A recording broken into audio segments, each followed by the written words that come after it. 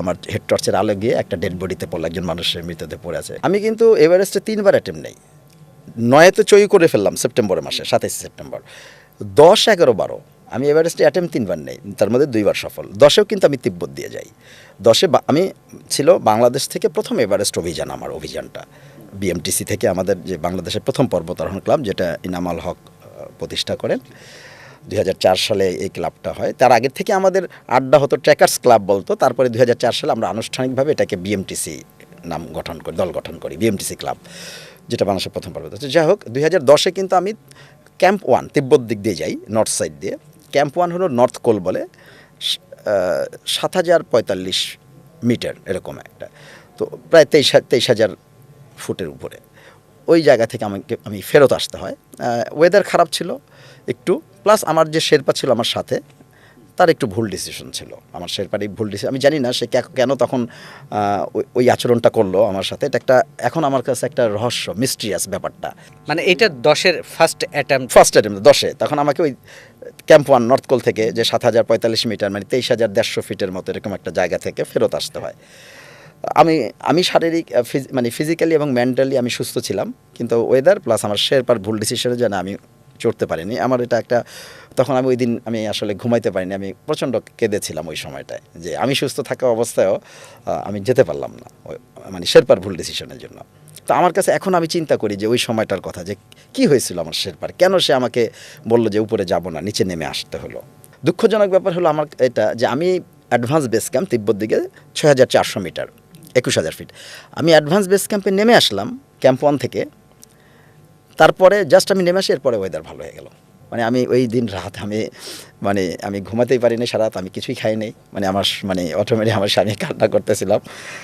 তো আমি খুবই কষ্ট হচ্ছিল যে আমি সুস্থ ছিলাম, অথচ আমার শেরপার একটা দিন আর থাকলে তো আমি পরের দিন যেতে পারতাম।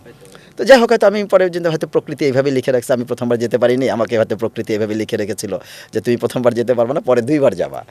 তো পরে আমি 2011-তে আবার অ্যাটেম্প নিলাম, এবং তারপর আমি দেশে এসে কিন্তু আবার উদ্যমে নতুন করে অনেক বেশি পরিশ্রম করলাম, অনেক বেশি নিজেকে ফিট করলাম শারীরিকভাবে। 2011-তে আবার তিব্বত দিয়ে গেলাম, এবং ওইবার আমি 2011-র 21শে মে নেপাল তিব্বত দিক দিয়ে আমি সফলভাবে চূড়ায় আরোহণ করলাম। নেপাল সময় সকাল 7টা এবং চীন সময় সকাল 9:15 এরকম সময় আমি এভারেস্টের চূড়ায় আরোহণ করলাম 21শে মে 2011। আবার তারপরে 2012-তে আবার আমি নেপাল সাইড দিয়ে আবার দ্বিতীয়বার আরোহণ করলাম, যখন আমার সাথে ছিল নিশাত মজুমদার, যে বাংলাদেশের প্রথম নারী।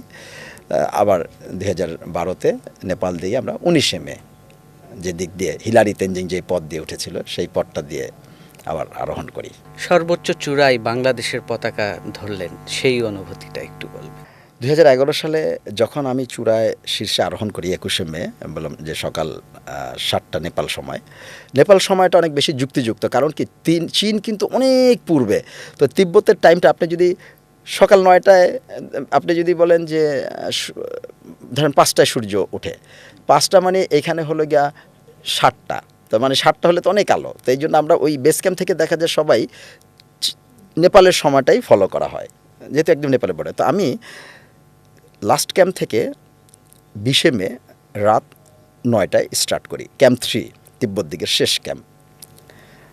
রাত 9টায়, তখন ছিল -15। আমরা হেড টর্চের আলোতে একজনের পিছনে আরেকজন যেতে থাকি দড়িতে।